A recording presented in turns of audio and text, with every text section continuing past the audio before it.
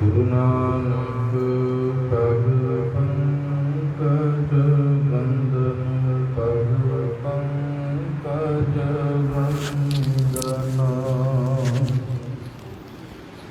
ਸਿਮਰੋ ਅੰਗਦ ਦੁਖ ਨਿਕੰਦਨਾ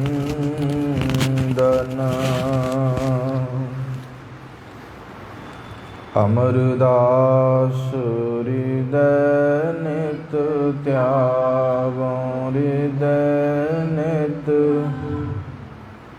ਸ਼੍ਰੀ ਗੁਰੂ ਰਾਮਦਾਸ ਗੁਣ ਗਾਵੋ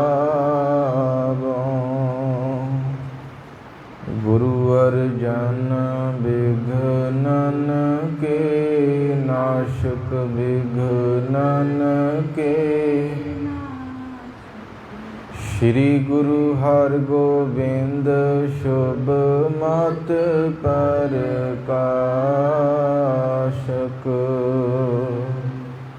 ਸ਼੍ਰੀ ਹਰਿ ਰਾਇ ਨਮੋ ਕਰ ਜੋਰੀ ਨਮੋ ਕਰ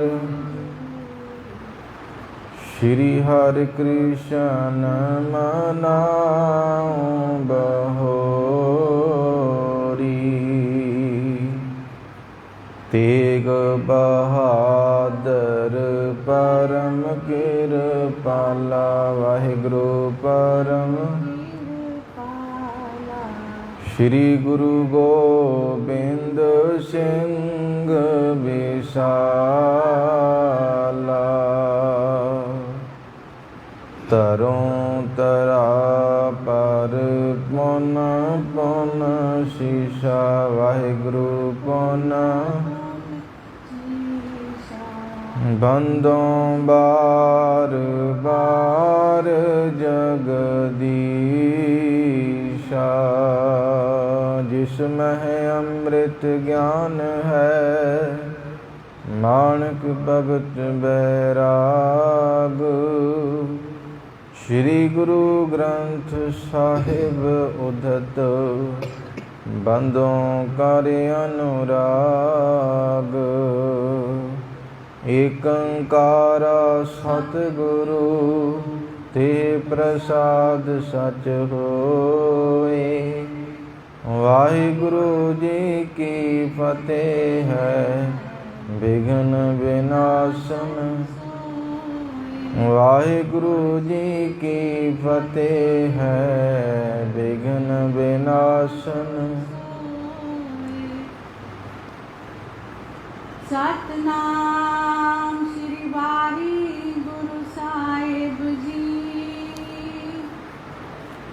ਸੀਤ ਸੁਗੰਧਤ ਮੰਦ ਸਮੀਰਾ ਚਲੇ ਸੁਹਰ ਹੀ ਸਭ ਬਿਦ ਪੀਰਾ ਬਾਦਰ ਆਵੇ ਪਰ ਬਾਰੀ ਬਰਖੈ ਨਾਰੇ ਚਾਨ ਸਾਰੀ ਜੁਗੋ ਜੁਗ ਅਟਲ ਸ਼ਬਦ ਗੁਰੂ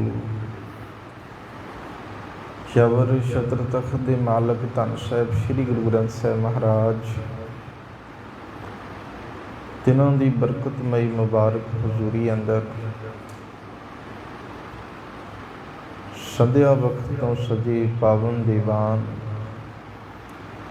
ਤਿਨਾਂ ਦੀਆਂ ਹਾਜ਼ਰੀਆਂ ਭਰ ਰਹੇ ਗੁਰੂ ਸਵਾਰੇ ਗੁਰੂ ਪਿਆਰੇ ਸਤਸੰਗੀ ਜਨੋਂ ਵਡਭਾਗੇ ਹੋ ਸਤਿਗੁਰਾਂ ਦੀ ਮੁਬਾਰਕ ਹਜ਼ੂਰੀ ਅੰਦਰ ਜੁੜ ਮਿਲ ਬੈਠ ਕੇ ਗੁਰੂ ਸਾਹਿਬ ਜੀ ਦੀ ਉਸਤਤ ਗੁਰੂ ਕੇ ਗੁਣਾਂ ਨੂੰ ਗ੍ਰਹਿਣ ਕਰਨ ਦਾ ਸੁਭਾਗ ਅਵਸਰ ਪ੍ਰਾਪਤ ਹੋਇਆ ਹੈ।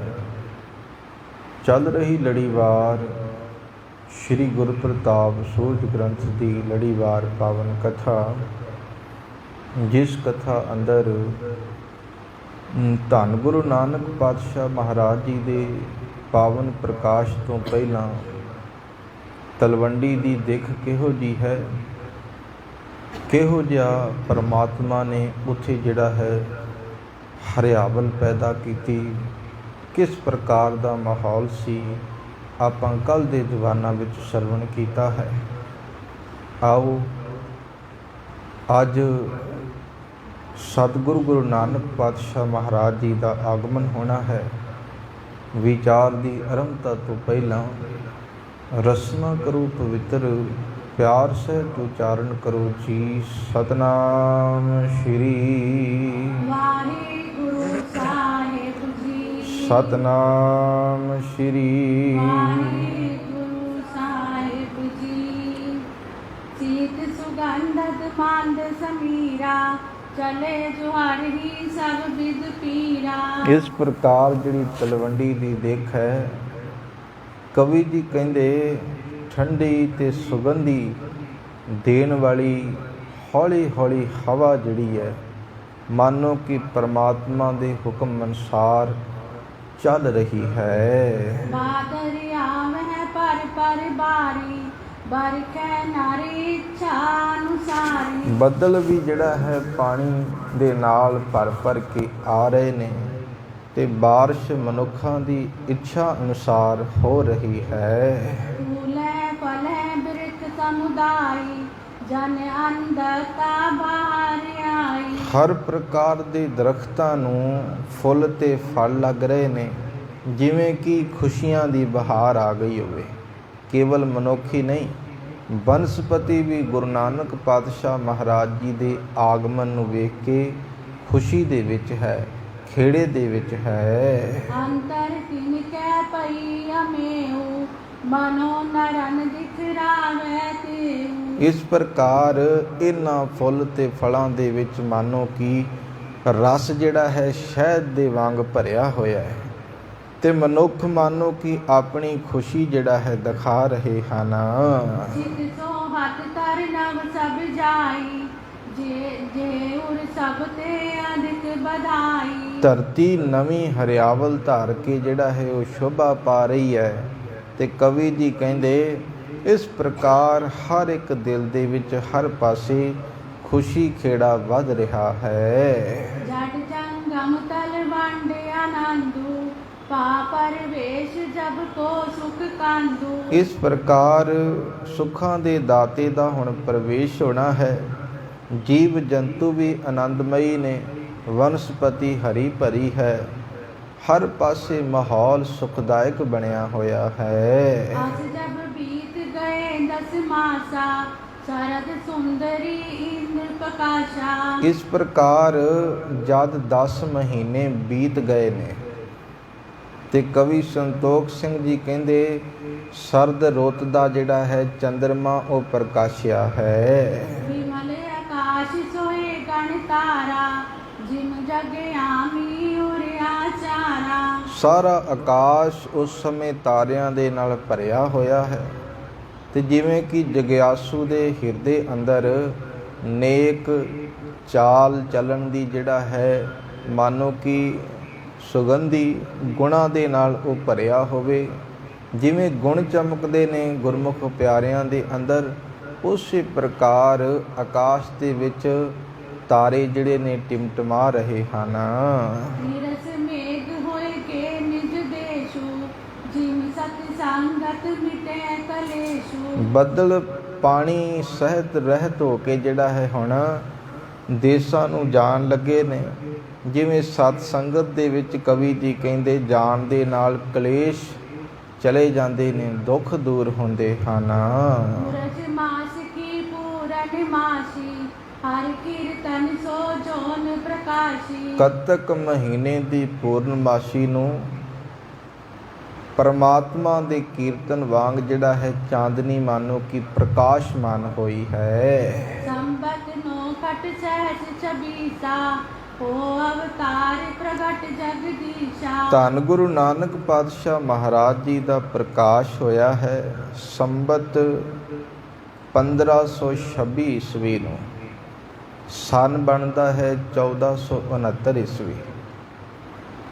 ਤੇ ਕਵੀ ਜੀ ਕਹਿਣ ਲੱਗੇ ਜਗਤ ਦੇ ਪਾਤਸ਼ਾਹ ਪਰਮਾਤਮਾ ਸਰੂਪ ਗੁਰੂ ਨਾਨਕ ਮਹਾਰਾਜ ਜੀ ਨੇ 1526 ਸੰਬਤ ਨੂੰ ਅਵਤਾਰ ਧਾਰਿਆ ਹੈ।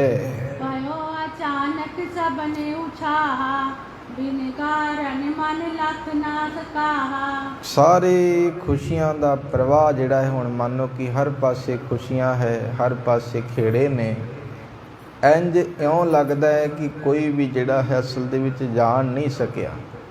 ਕਹਿਣ ਤੋਂ ਭਾਵ ਕਿ ਜਿੱਥੇ ਬਾਬਾ ਮਹਿਤਾ ਕਾਲੂ ਜੀ ਤਿੰਨਾਂ ਦਾ ਪੂਰਾ ਪਰਿਵਾਰ ਖੁਸ਼ ਹੈ, ਉੱਥੇ ਤਲਵੰਡੀ ਦਾ ਹਰ ਇੱਕ ਮਨੁੱਖ, ਤੇ ਇੱਥੋਂ ਤੱਕ ਕਿ ਬਨਸਪਤੀ ਦੀ ਗੱਲ ਆਪਾਂ ਹੁਣੇ ਪੜ੍ਹੀ ਹੈ ਕਿ ਹਰ ਕੋਈ ਖੁਸ਼ੀਆਂ ਖੇੜੇ ਦੇ ਵਿੱਚ ਆਨੰਦ ਮਾਣ ਰਿਹਾ ਹੈ। ਕਰਾ ਆਕਾਸ਼ ਬਿਖੇ ਜੇ ਵਾਸੀ, ਮੰਗਲ ਕਰੇ ਸਿਮਰਿਆ ਬਿਨਾਸ਼ੀ। ਧਰਤੀ ਤੇ ਆਕਾਸ਼ ਤੇ ਵਸਣ ਵਾਲੇ ਸਾਰੇ ਜੀਵ ਜਿਹੜਾ ਹੈ ਨਾ, ਕਦੀ ਨਾ ਨਾਸ਼ ਹੋਣ ਵਾਲੇ ਪ੍ਰਮਾਤਮਾ ਦਾ ਸਿਮਰਨ ਕਰਦੇ ਮੰਗਲਾਚਰਨ ਕਰ ਰਹੇ ਹਨ।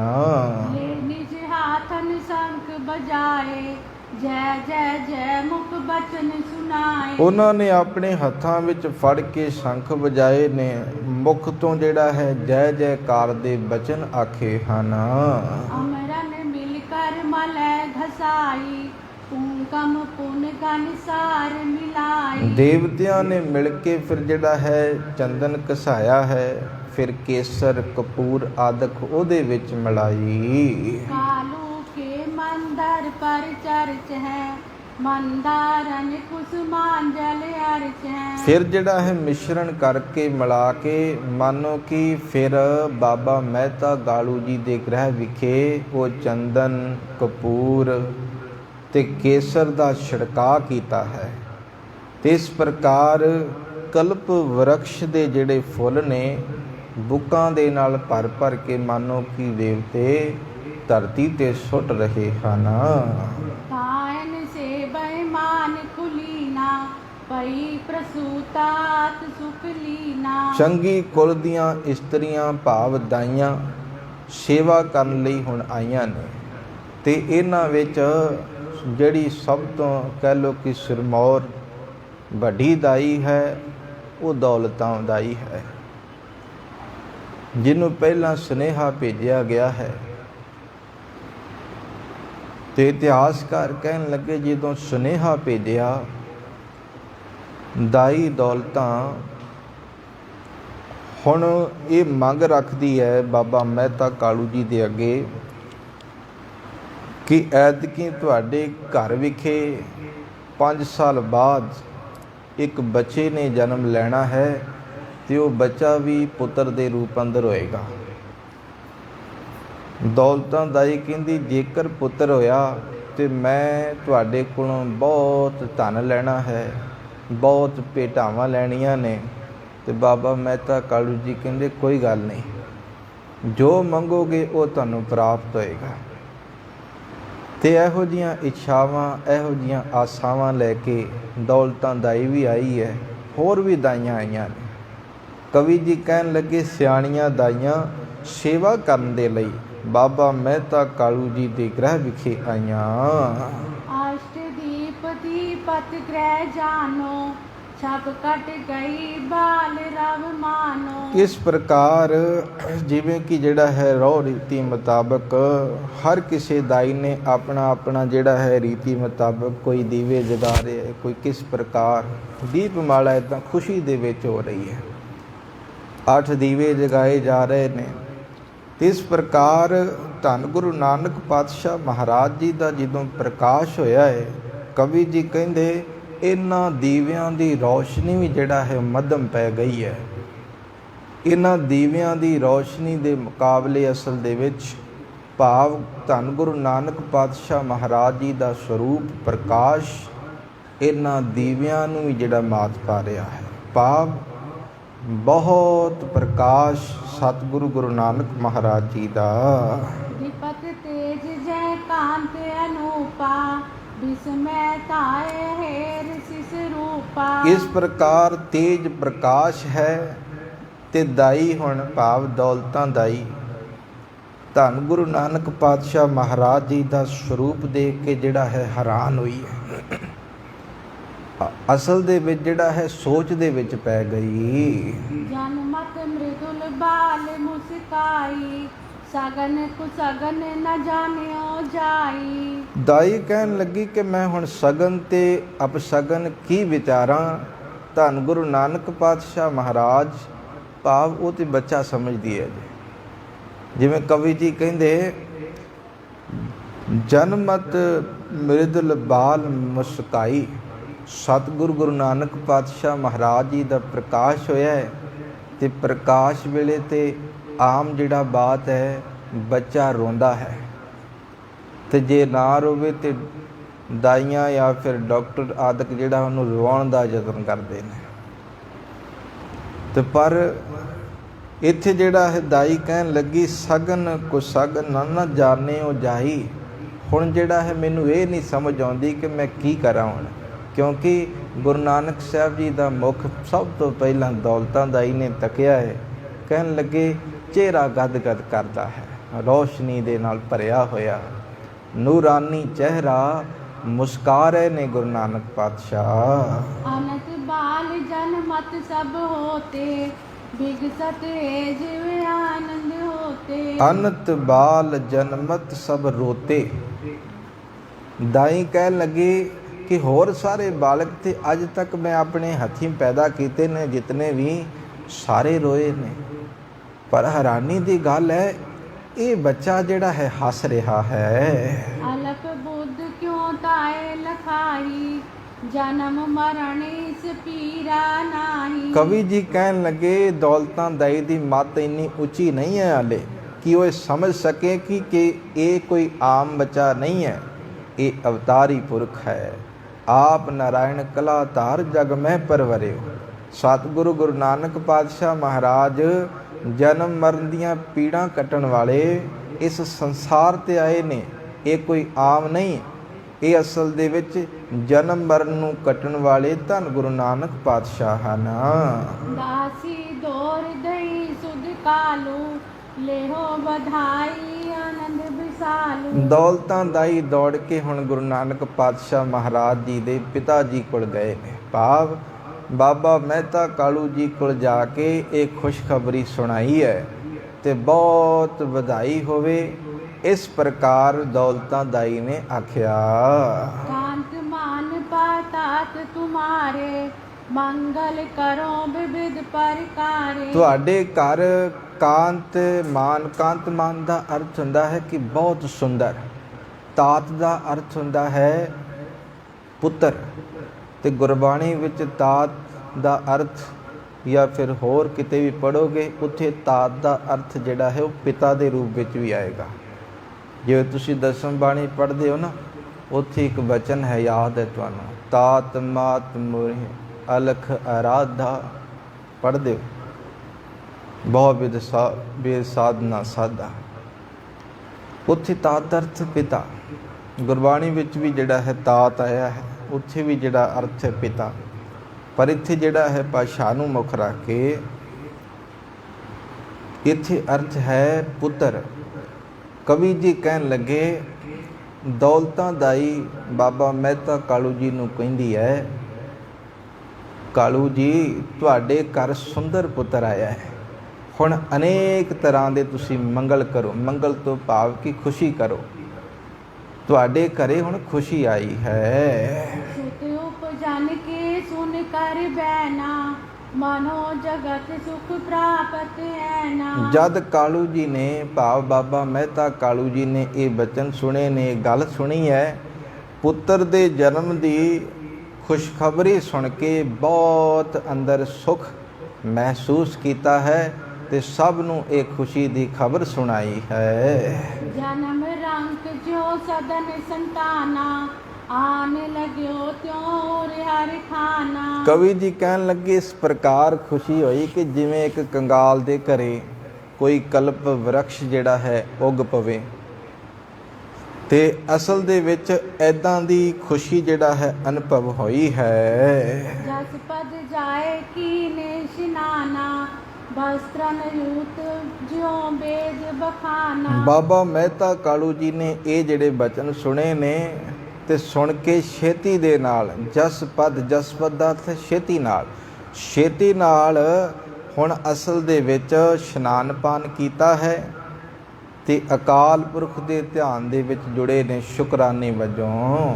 ਗੁਰ ਪਰਮੇਸ਼ਵਰ ਕੋ ਕਰ ਧਿਆਨਾ, ਬੰਧਨ ਕਰੇ ਬੰਦ ਜੁਗ ਪਾਨਾ। ਪਰਮਾਤਮਾ ਦਾ ਧਿਆਨ ਧਰਿਆ ਹੈ, ਅਕਾਲ ਪੁਰਖ ਦੇ ਵਿੱਚ ਧਿਆਨ ਧਰ ਕੇ ਬੰਧਨ ਕਰੇ ਬੰਦ ਜੁਗ ਪਾਨਾ। ਪਾਨਾ ਦਾ ਅਰਥ ਹੁੰਦਾ ਹੈ ਹੱਥ। ਦੋਨੇ ਹੱਥ ਜੋੜ ਕੇ ਧੰਨ ਗੁਰੂ ਨਾਨਕ ਪਾਤਸ਼ਾਹ ਮਹਾਰਾਜ ਜੀ ਦੇ ਪਿਤਾ ਜੀ ਰੱਬ ਦਾ ਸ਼ੁਕਰ ਕਰਦੇ ਹਨ। ਇਹ ਵਿਦ ਜਨਮ ਪਇਓ ਜੁਗ ਜਗ ਗੁਰ ਕੋ, ਸੁਖ ਦੇਵਨ ਪਗ ਤਨ ਪੁਨ ਧਰਿ ਕੋ। ਇਸ ਵਿਧੀ ਅਨੁਸਾਰ ਧੰਨ ਗੁਰੂ ਨਾਨਕ ਪਾਤਸ਼ਾਹ ਮਹਾਰਾਜ ਜੀ ਨੇ ਜਗਤ ਦੇ ਵਿੱਚ ਅਵਤਾਰ ਧਾਰਿਆ ਹੈ, ਜਿਨ੍ਹਾਂ ਨੇ ਇਹ ਧਰਤੀ ਤੇ ਭਗਤਾਂ ਨੂੰ ਜਿਹੜਾ ਹੈ ਸੁਖੀ ਕੀਤਾ ਹੈ। ਆਗੇ ਜਿਉ ਜਿਉ ਪਇਓ ਉਚਾਹੂ, ਸੁਨੋ ਕਥਾ ਪਵ ਵੱਡ ਰੁਜਦਾਹੂ। ਭਾਈ ਬਾਲਾ ਜੀ ਹੁਣ ਜੋ ਅੱਗੇ ਜਿਹੜਾ ਹੈ ਹੁਣ ਕਥਾ ਸੁਣਾ ਰਹੇ ਨੇ ਗੁਰੂ ਅੰਗਦ ਦੇਵ ਮਹਾਰਾਜ ਜੀ ਨੂੰ, ਤੇ ਕਵੀ ਸੰਤੋਖ ਸਿੰਘ ਜੀ ਚੂੜਾਮਣੀ ਕਹਿੰਦੇ ਅੱਗੇ ਜਿਵੇਂ ਜਿਵੇਂ ਹੁਣ ਖੁਸ਼ੀਆਂ ਖੇੜੇ ਵਾਪਰਦੇ ਨੇ, ਤੁਸੀਂ ਇਹ ਸੰਸਾਰ ਦੇ ਵੱਡੇ ਵੱਡੇ ਰੋਗਾਂ ਦਾ ਨਾਸ਼ ਕਰਨ ਵਾਲੀ ਕਥਾ ਜਿਹੜੀ ਹੈ ਨਾ, ਇਹ ਤੁਸੀਂ ਸੁਣਦੇ ਰਹੋ, ਲਗਾਤਾਰ ਇਹਦੇ ਵਿੱਚ ਜੁੜੇ ਰਹੋ। ਅਧਿਆਇ ਚੌਥਾ। ਅੱਗੇ ਪੜ੍ਹੋ। ਚੌਥਾ। ਦੋਇਰਾ ਨੋਰਾ ਸੁਰ ਸਰ ਬਕਰਗਤ ਗੁਨੀ ਨਾਉ ਕਨ ਜਾਨ, ਸਾਗਰ ਸੋਤੈ ਮੈਂ ਸਦਾ ਕਰੇ ਪਾਨ ਇਸ਼ਨਾਨ। 3 ਅਧਿਆਇਆਂ ਦੀ ਸਮਾਪਤੀ ਹੈ।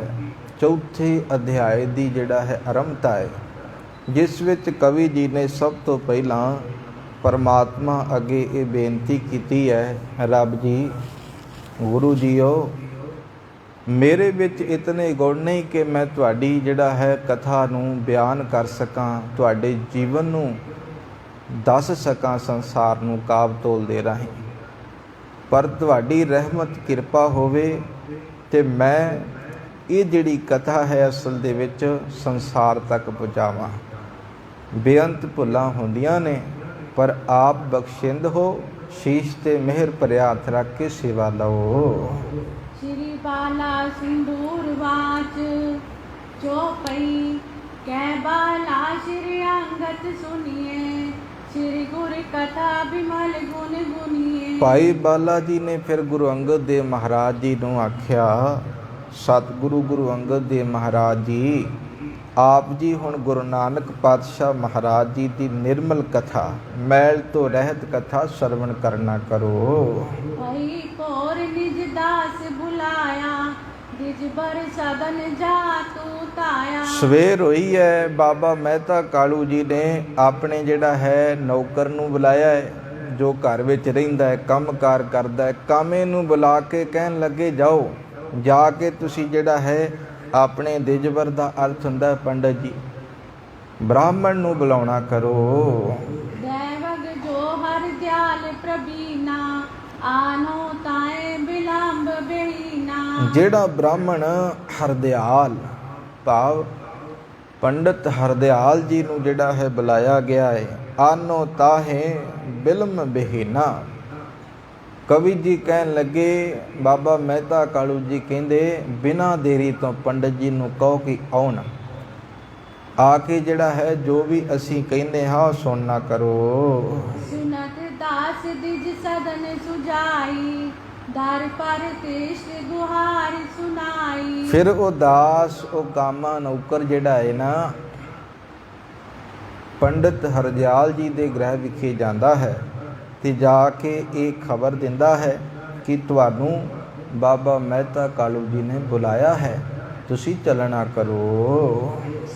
ਸਤਵਾ ਬਚਨ ਬਿਪਰ ਹਰਿ ਦਿਆਲਾ, ਆਲੈ ਦਰ ਨਿਕਸੋ ਤਤਕਾਲਾ। ਇਸ ਪ੍ਰਕਾਰ ਜਦੋਂ ਕੰਨਾਂ ਦੇ ਰਾਹੀਂ ਪੰਡਤ ਜੀ ਨੇ ਬਚਨ ਸੁਣੇ ਨੇ, ਗੱਲ ਸੁਣੀ ਹੈ, ਆਵਾਜ਼ ਸੁਣ ਕੇ ਝਟਪਟ ਹੀ ਦਰਵਾਜ਼ੇ ਤੇ ਆ ਕੇ ਬਾਹਰ ਖੜੇ ਹੋ ਗਏ। ਦਿਜੋ ਕਾਲੂ ਮੁਝੇ ਪਠਾਇਆ, ਚਲੋ ਆਪ ਤਤਕਾਲ ਬੁਲਾਇਆ। ਨੌਕਰ ਨੇ ਆਖਿਆ, ਪੰਡਤ ਜੀ, ਮਹਿਤਾ ਕਾਲੂ ਜੀ ਨੇ ਜਿਹੜਾ ਮੈਨੂੰ ਤੁਹਾਡੇ ਵੱਲ ਭੇਜਿਆ ਹੈ, ਇਸ ਲਈ ਤੁਸੀਂ ਉਹਨਾਂ ਦੇ ਗ੍ਰਹਿ ਵਿਖੇ ਚਲੋ, ਤੁਸੀਂ ਜਿਹੜਾ ਹੈ ਬਿਨਾਂ ਦੇਰੀ ਤੋਂ ਚੱਲਣਾ ਕਰੋ। ਜੈ ਤਿਜ ਹੋ पूजा बौर करो ने कारज दूजा। ਬ੍ਰਾਹਮਣ ਜੀ ਕਹਿਣ ਲੱਗੇ ਕਿ ਮੈਂ ਹੁਣ ਜਿਹੜਾ ਆਪਣੇ ਇਸ਼ਟ ਦੀ ਪੂਜਾ ਕਰ ਰਿਹਾ ਹੈ ਤੇ ਪੂਜਾ ਕਰਕੇ ਮੈਂ ਜਿਹੜਾ ਆਵਾਂਗਾ ਹੋਰ ਕੋਈ ਦੂਜਾ ਕੰਮ ਨਹੀਂ ਕਰਾਂਗਾ, ਫਿਰ ਸਿੱਧਾ ਹੀ ਬਾਬਾ ਮਹਿਤਾ ਕਾਲੂ ਜੀ ਦੇ ਗ੍ਰਹਿ ਵਿਖੇ ਆਵਾਂਗਾ।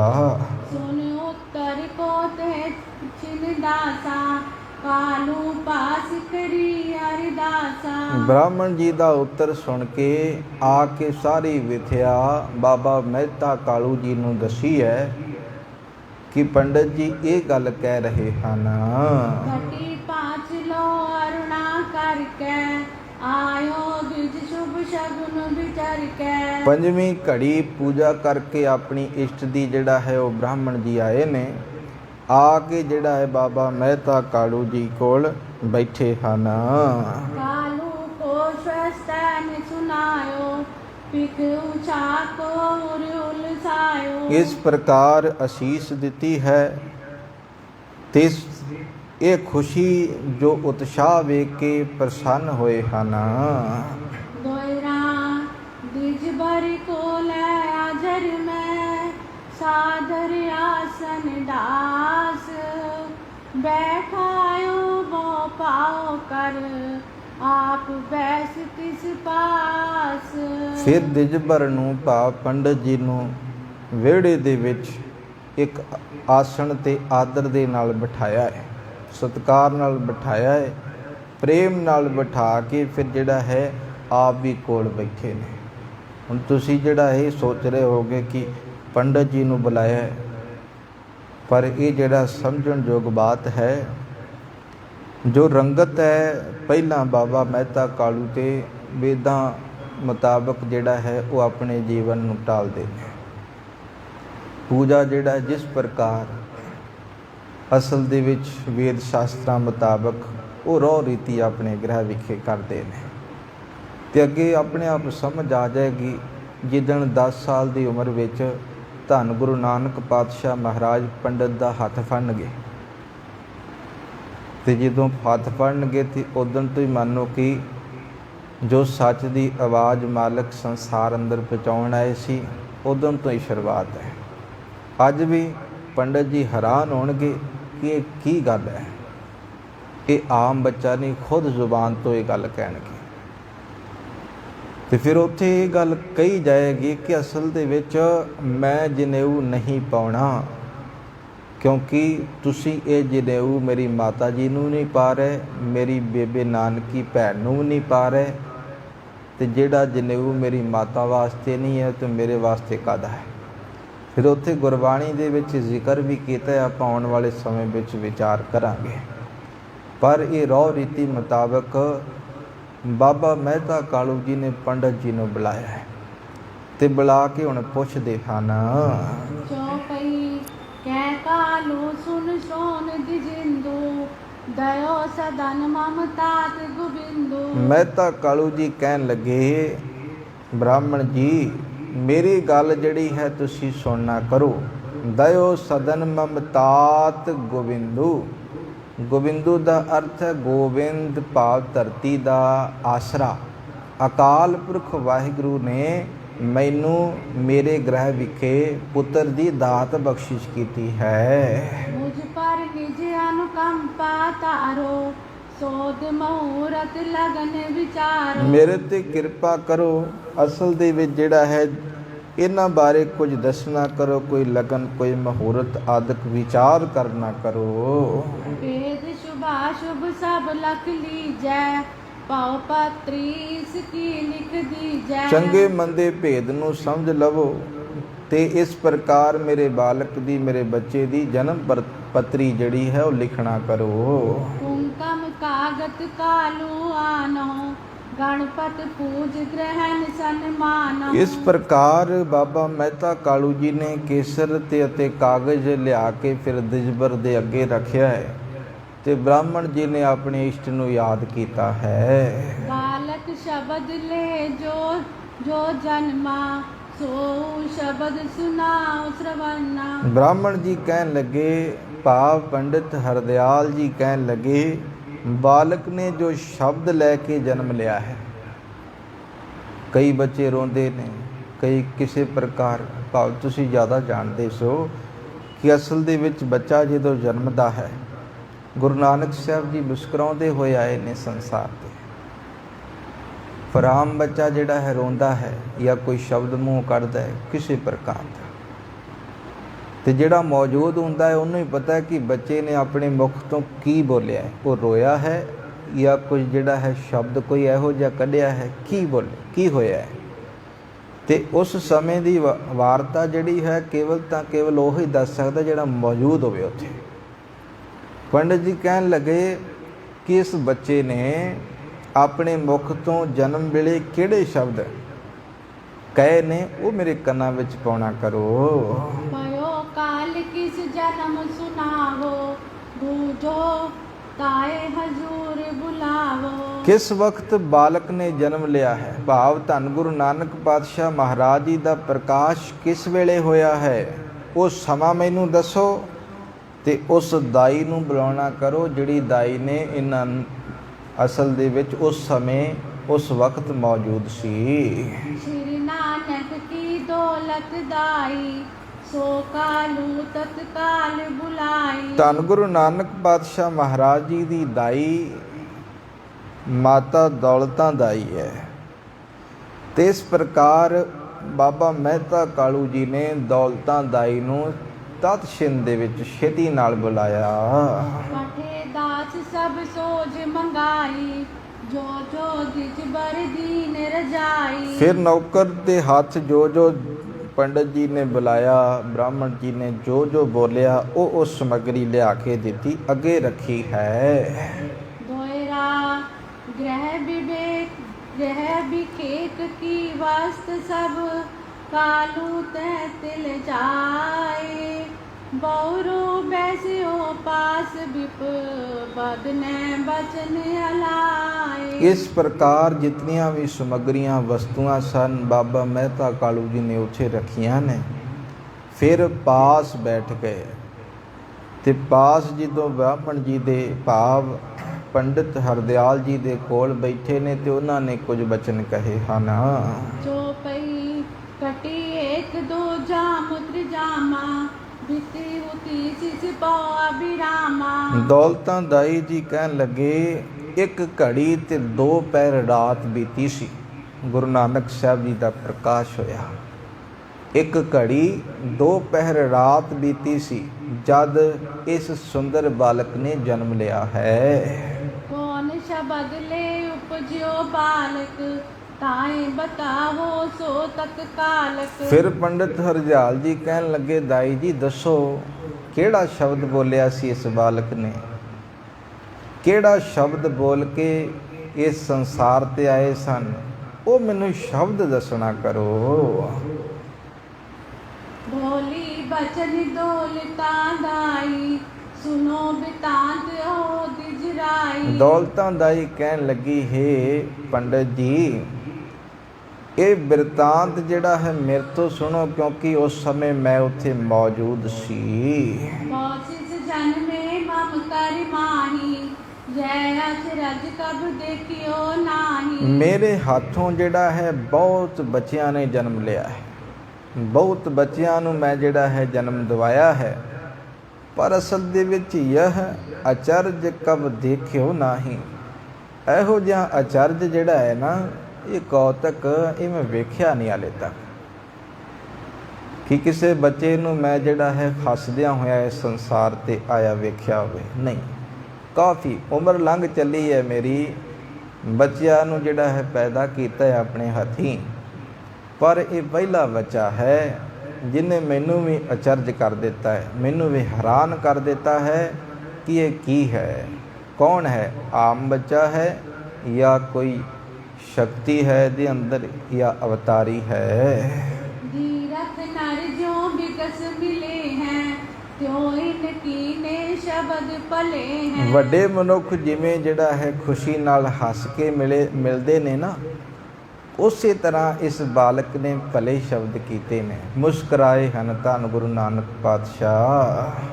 शुभ लक्षण शुभ आंगन माही, आन नरन जो नरे नाही। ਸਤਿਗੁਰੂ ਗੁਰੂ ਨਾਨਕ ਪਾਤਸ਼ਾਹ ਮਹਾਰਾਜ ਜੀ ਦੇ ਗੁਣ ਵੀ ਜਿਹੜੇ ਨੇ ਕਵੀ ਇੱਥੇ ਪੰਡਤ ਜੀ ਕਹਿੰਦੇ, ਸ਼ੁਭ ਲੱਛਣ ਸ਼ੁਭ ਅੰਗਨ ਮਾਹੀ। ਸ਼ੁਭ ਲੱਛਣ ਤੇ ਸ਼ੁਭ ਅੰਗਾਂ ਵਾਲਾ ਇਹ ਬਾਲਕ ਹੈ। ਬਾਲਕਾਂ ਵਰਗਾ ਬਾਲਕ ਨਹੀਂ ਹੈ, ਸ੍ਰੇਸ਼ਟ ਬਾਲਕ ਹੈ। सुन दिज बर सब बचन को, ज्योतिष कीन विचार। शुभ निछत्र शुभ काल में, शुभ तिथ पुन शुभ वार। ਸਾਰੀਆਂ ਗੱਲਾਂ ਸੁਣ ਕੇ ਫਿਰ ਦਿਜਬਰ ਨੇ, ਪੰਡਿਤ ਹਰਦਿਆਲ ਨੇ ਕਵੀ ਜੀ ਕਹਿਣ ਲੱਗੇ ਵਿਚਾਰ ਕੀਤੀ ਹੈ। ਆਪਣਾ ਜੋ ਵੀ ਪੱਤਰੀ ਹੈ, ਜੋ ਜਿਸ ਪ੍ਰਕਾਰ ਵੀ ਉਹਨੇ ਕਰਨਾ ਸੀ ਉਹ ਕੀਤਾ ਹੈ। ਸ਼ੁਭ ਸਮਾਂ, ਸ਼ੁਭ ਨਛੱਤਰ ਆਦਿਕ ਜਿਹੜਾ ਇੱਥੇ ਤਾਂ ਸ਼ੁਭ ਵਾਰ, ਇਹ ਸਭ ਵਿਚਾਰਿਆ ਹੈ। ਤੇ ਮੈਂ ਫਿਰ ਬੇਨਤੀ ਕਰਾਂ, ਗੁਰਮਤ ਦੇ ਵਿੱਚ ਇਹ ਪ੍ਰਵਾਨ ਨਹੀਂ ਹੈ। ਇਹ ਕੇਵਲ ਜਿਹੜਾ ਗੁਰੂ ਨਾਨਕ ਸਾਹਿਬ ਮਹਾਰਾਜ ਜੀ ਜਦੋਂ ਸੱਚ ਦਾ ਪ੍ਰਚਾਰ ਆਰੰਭ ਹੁੰਦਾ ਹੈ ਨਾ, ਤੇ ਉਸ ਸਮੇਂ ਤੋਂ ਫਿਰ ਜਿਹੜਾ ਹੈ ਮਾਲਕ ਨੇ ਹਰ ਇੱਕ ਚੀਜ਼ ਦੀ ਫਿਰ ਜਿਹੜਾ ਹੈ ਨਾ ਵਹਿਮਾਂ ਭਰਮਾਂ ਤੋਂ ਸਾਨੂੰ ਉੱਪਰ ਚੁੱਕ ਦਿੱਤਾ। ਸਾਡੇ ਵਾਸਤੇ ਦਿਨ, ਮਹੀਨੇ, ਵਾਰ, ਸਾਲ, ਥਿੱਤਾਂ, ਰੁੱਤਾਂ ਸਭ ਇੱਕ ਸਮਾਨ ਕਰ ਦਿੱਤੀਆਂ। ਜਿੱਦਣ ਤੁਹਾਨੂੰ ਰੱਬ ਚੇਤੇ ਆਵੇ, ਹਰ ਇੱਕ ਦਿਨ, ਹਰ ਇੱਕ ਸਾਲ, ਹਰ ਇੱਕ ਰੁੱਤ, ਹਰ ਇੱਕ ਤਰੀਕ ਤੁਹਾਡੇ ਵਾਸਤੇ ਭਲੀ ਹੈ। ਤੇ ਜਿੱਦਣ ਰੱਬ ਭੁੱਲ ਜਾਵੇ, ਉਹ ਭਾਵੇਂ ਸ਼ੁਭ ਦਿਨ ਵੀ ਹੋਵੇ, ਉਹ ਤੁਹਾਡੇ ਵਾਸਤੇ ਸਭ ਤੋਂ ਮਾੜਾ ਦਿਨ ਹੈ, ਜਿੱਦਣ ਰੱਬ ਭੁੱਲ ਗਿਆ। ਪਰ ਇੱਥੇ ਜਿਹੜਾ ਹੈ ਰਹੁ ਰੀਤੀ ਮੁਤਾਬਕ ਉਹ ਕਵੀ ਜੀ ਇੱਥੇ ਵਿਖਿਆਨ ਕਰ ਰਹੇ ਨੇ। ਕਵੀ ਜੀ ਕਹਿੰਦੇ ਨੇ, ਪੰਡਤ ਜੀ ਨੇ, ਪੰਡਿਤ ਹਰਦਿਆਲ ਜੀ ਨੇ ਇਸ ਪ੍ਰਕਾਰ ਆਪਣਾ ਜਿਹੜਾ ਹੈ ਜੋ ਵੀ ਲਗਨ, ਜੋ ਵੀ ਜਿਹੜਾ ਹੈ ਜੋਤਸ਼ੀ ਮੁਤਾਬਕ ਸਭ ਕੁਝ ਕੀਤਾ। ਜੋ ਕਈ ਪਾਲੇ ਲਗਨ ਮੈਂ ਬਾਲਕ ਜਨਮਾ, ਬਿਦੁਖ ਵਿਚਾਰ ਕਰਤ ਬੋ ਮਨ ਮਾ। ਬਾਲਕ ਨੇ ਭਲੇ ਜਿਹੜਾ ਹੈ ਸਮੇਂ ਵਿੱਚ ਜਨਮ ਲਿਆ ਹੈ, ਚੰਗਾ ਸਮਾਂ ਸੀ। ਤੇ ਪੰਡਤ ਜੀ ਨੇ ਫਿਰ ਜਿਹੜਾ ਹੈ, ਪੰਡਿਤ ਹਰਦਿਆਲ ਜੀ ਨੇ ਫਿਰ ਮਨ ਦੇ ਵਿੱਚ ਬਹੁਤ ਵਿਚਾਰ ਕੀਤੀ ਤੇ ਫਿਰ ਇਹ ਗੱਲ ਕਹੀ ਹੈ। ਐਸਿਸ ਹੈ ਅਵਤਾਰੀ ਕੋ, ਵਟੇ ਭਾਗ ਕਾਲੂ ਕੇ ਹੋ। ਇੱਥੇ ਪੰਡਿਤ ਹਰਦਿਆਲ ਜੀ ਕਹਿਣ ਲੱਗੇ, ਇਹ ਜਿਹੜਾ ਹੈ ਬੱਚਾ ਹੈ ਨਾ, ਇਹ ਸਿਸ ਦਾ ਅਰਥ ਹੁੰਦਾ ਬੱਚਾ। ਇਹ ਜਿਹੜਾ ਬੱਚਾ ਹੈ ਨਾ, ਇਹ ਕੋਈ ਆਮ ਬਾਲਕ ਨਹੀਂ ਹੈ, ਇਹ ਅਵਤਾਰੀ ਪੁਰਖ ਹੈ। ਇਸ ਸੰਸਾਰ ਦੇ ਅੰਦਰ ਪ੍ਰਮਾਤਮਾ ਦਾ ਸਰੂਪ ਆਇਆ ਹੈ। ਵੱਡੇ ਭਾਗ ਕਾਲੂ ਕੇ ਹੋ। ਬਾਬਾ ਮਹਿਤਾ ਕਾਲੂ ਜੀ, ਤੁਸੀਂ ਵੱਡੇ ਭਾਗਾਂ ਵਾਲੇ ਹੋ। ਤੁਹਾਡੇ ਗ੍ਰਹਿ ਵਿਖੇ ਪਰਮਾਤਮਾ ਆਪ ਪ੍ਰਗਟ ਹੋਏ ਹਨ।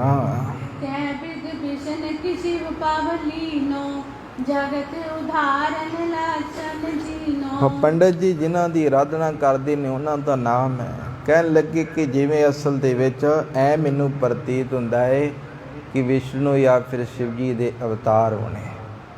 ਭਾਵ ਇੰਝ ਲੱਗਦਾ ਹੈ ਕਿ ਸੰਸਾਰ ਦਾ ਉਧਾਰ ਕਰਨ ਵਾਸਤੇ ਆਏ ਹਨ। ਆਤ ਪਾਤਰੀ ਸੀਸ ਝੁਲਾਰੇ, ਪੂਰਬੀ ਨਿਸ਼ਾ ਜਨਮ ਪਇਓ ਬਾਰੇ। ਇਸ ਬੱਚੇ ਦੇ ਸ਼ੀਸ਼ ਉੱਤੇ ਜਿਹੜਾ ਹੈ ਛਤਰ ਝੁੱਲਣਗੇ।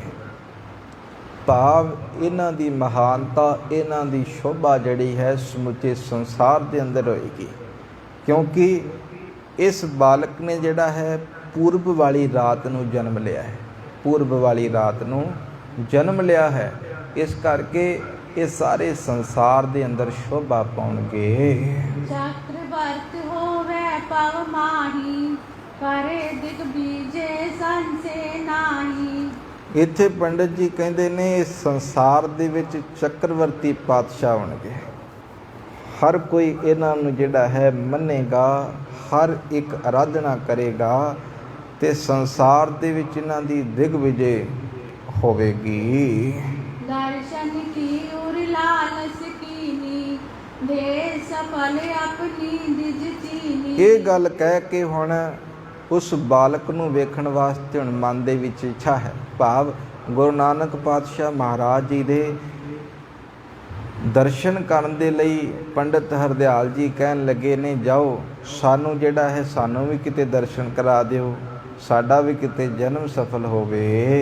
दोयरा काल सुपुन तिज कही बालक मोए दिखाए सोन कर दाई दौलता दीनी सपद बुलाए। ਫਿਰ ਪੰਡਿਤ ਹਰਦਿਆਲ ਜੀ ਨੇ ਬਾਬਾ ਮਹਿਤਾ ਕਾਲੂ ਜੀ ਨੂੰ ਆਖਿਆ ਹੈ ਕਿ ਮੈਨੂੰ ਜਿਹੜਾ ਹੈ ਦਰਸ਼ਨ ਕਰਾਓ। ਇਹ ਸੁਣ ਕੇ ਫਿਰ ਦੌਲਤਾਂ ਦਾਈ ਨੂੰ ਬੁਲਾਇਆ ਗਿਆ।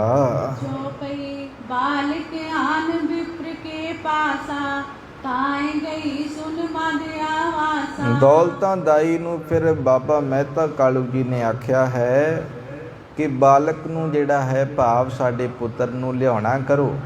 ਪੰਡਿਤ ਜੀ ਵੇਖਣਾ ਚਾਹੁੰਦੇ ਹਨ, ਦਰਸ਼ਨ ਕਰਨਾ ਚਾਹੁੰਦੇ ਹਨ। जांचो बालक जनन देई जो किरपन तन प्रीत रखे। ਹੁਣ ਜਿਹੜਾ ਹੈ ਮਾਤਾ ਤ੍ਰਿਪਤਾ ਜੀ ਬੱਚੇ ਨੂੰ ਦੇ ਨਹੀਂ ਰਹੇ, ਭਾਵ ਧੰਨ ਗੁਰੂ ਨਾਨਕ ਪਾਤਸ਼ਾਹ ਮਹਾਰਾਜ ਜੀ ਨੂੰ ਦੇਣ ਤੋਂ ਜਿਹੜਾ ਹੈ ਇਨਕਾਰ ਕਰ ਦਿੱਤਾ, ਕਹਿਣ ਲੱਗੇ ਨਹੀਂ ਦੇ ਸਕਦੇ। ਇਸ ਪ੍ਰਕਾਰ ਨਾ ਕੀਤੀ, ਜਿਵੇਂ ਕਵੀ ਜੀ ਕਹਿੰਦੇ, ਜਿਉ ਕਿਰਪਨ ਤਨ ਪ੍ਰੀਤ ਰਖੇਈ। ਕਿਰਪਨ ਦਾ ਅਰਥ ਕੰਜੂਸ, ਜਿਵੇਂ ਕੰਜੂਸ ਧਨ ਸਾਂਭ ਕੇ ਰੱਖਦਾ ਹੈ ਨਾ, ਖਰਚ ਨਹੀਂ ਕਰਦਾ, ਉਸੇ ਪ੍ਰਕਾਰ ਮਾਤਾ ਜੀ ਕਹਿਣ ਲੱਗੇ ਮੈਂ ਆਪਣੇ ਬੱਚੇ ਨੂੰ ਨਹੀਂ ਦੇਣਾ। कहे सरद रुत सरदी लागै मृदुल बाल बाहर कस मांगै। ਹੁਣ ਮਾਂ ਦਾ ਹਿਰਦਾ ਕੋਮਲ ਹੈ ਤੇ ਮਾਤਾ ਜੀ ਕਹਿਣ ਲੱਗੇ ਕਿ ਸਰਦੀ ਦੀ ਰੁੱਤ ਹੈ ਤੇ ਬਾਲਕ ਨੂੰ ਜਿਹੜਾ ਹੈ ਹੁਣ ਮੇਰੇ ਬੱਚੇ ਨੂੰ ਠੰਡ ਲੱਗ ਜਾਏਗੀ ਤੇ ਮੈਂ ਜਿਹੜਾ ਆਪਣੇ ਬੱਚੇ ਨੂੰ ਨਹੀਂ ਦੇਣਾ। गौर विदुख है बारंबारा जांचियो दियो तात अत प्यारा। ਫਿਰ ਬਾਰ-ਬਾਰ ਪੰਡਤ ਜੀ ਦੇ ਕਹਿਣ ਤੇ ਧੰਨ ਗੁਰੂ ਨਾਨਕ ਪਾਤਸ਼ਾਹ ਮਹਾਰਾਜ ਜੀ ਨੂੰ ਬਾਹਰ ਲਿਆਂਦਾ ਗਿਆ। लेकर दौलत बाहर आई आनन आरन जात सुहाई। ਦਾਈ ਦੌਲਤਾਂ ਧੰਨ ਗੁਰੂ ਨਾਨਕ ਪਾਤਸ਼ਾਹ ਮਹਾਰਾਜ ਜੀ ਨੂੰ ਲੈ ਕੇ ਬਾਹਰ ਆਈ ਹੈ ਤੇ ਧੰਨ ਗੁਰੂ ਨਾਨਕ ਪਾਤਸ਼ਾਹ ਜੀ ਦੇ ਮੁਖ ਦੀ ਜਿਹੜੀ ਸ਼ੋਭਾ ਹੈ ਨਾ, ਕਮਲ ਦੇ ਫੁੱਲ ਵਾਂਗੂ ਖਿੜ ਰਹੀ ਹੈ। रग तन जोत विशाल विराजै जो जो बट अकै रूप लग छाजै। ਛੋਟੇ ਸਰੀਰ ਤੇ ਵਿਸ਼ਾਲ ਜੋਤ ਜਿਹੜੀ ਉਹਨਾਂ ਅੰਦਰ ਵਿਰਾਜ ਰਹੀ ਹੈ, ਉਹ ਇਸ ਪ੍ਰਕਾਰ ਹੈ ਕਿ ਜਿਵੇਂ ਇੱਕ ਛੋਟਾ ਦਰਖਤ ਬੋੜਦਾ ਹੋਵੇ, ਹਨੇਰੀ ਤੂਫਾਨ ਉਹਨੂੰ ਉਖਾੜ ਨਹੀਂ ਸਕਦਾ, ਪੁੱਟ ਨਹੀਂ ਸਕਦਾ। ਧੰਨ ਗੁਰੂ ਨਾਨਕ ਪਾਤਸ਼ਾਹ ਮਹਾਰਾਜ ਸਰੀਰ ਦੇ ਆਕਾਰ ਵਜੋਂ ਤੇ ਛੋਟੇ ਨੇ ਹਲੇ, ਪਰ ਅਕਾਲ ਪੁਰਖ ਆਪ ਪਰਮੇਸ਼ਰ ਜੋਤ ਜਿਹੜੀ ਹੈ ਉਹ ਬਹੁਤ ਵੱਡੀ ਹੈ। दोयरा दिजवर आत्मत वान मन सरब लिंग पहचान। हेरत उर हर खत सरस हाडा पयो सुजान। ਪੰਡਤ ਜੀ ਹੁਣ ਬਹੁਤ ਬੁੱਧੀਮਾਨ ਤੇ ਉਹਨਾਂ ਨੇ ਸਾਰੇ ਅੰਗਾਂ ਨੂੰ ਵੇਖਿਆ, ਪਹਿਚਾਣ ਕੀਤੀ ਤੇ ਵੇਖ ਕੇ ਦਿਲ ਵਿੱਚ ਬੜੇ ਆਨੰਦਿਤ ਹੋਏ ਨੇ ਤੇ ਧੰਨ ਗੁਰੂ ਨਾਨਕ ਪਾਤਸ਼ਾਹ ਮਹਾਰਾਜ ਜੀ ਦੇ ਹਰ ਇੱਕ ਅੰਗ ਨੂੰ ਵੇਖ ਕੇ ਇੱਕਦਮ ਖੜੇ ਹੋ ਗਏ। जो पई फूल क्यों परम प्रेम मैं मनुआ बंधन कर जाने ओ निज तनुआ। ਹੁਣ ਮਨ ਜਿਹੜਾ ਹੈ ਨਾ ਪ੍ਰੇਮ ਦੇ ਨਾਲ ਭਿੱਜ ਗਿਆ ਪੰਡਤ ਜੀ ਦਾ ਤੇ ਇਸ ਪ੍ਰਕਾਰ ਮੱਥਾ ਟੇਕਿਆ ਗੁਰੂ ਨਾਨਕ ਸਾਹਿਬ ਜੀ ਦੇ ਅੱਗੇ। ਪੰਡਿਤ ਹਰਦਿਆਲ ਜੀ ਨੇ ਮੱਥਾ ਟੇਕਿਆ ਗੁਰੂ ਨਾਨਕ ਪਾਤਸ਼ਾਹ ਮਹਾਰਾਜ ਜੀ ਦੇ ਅੱਗੇ।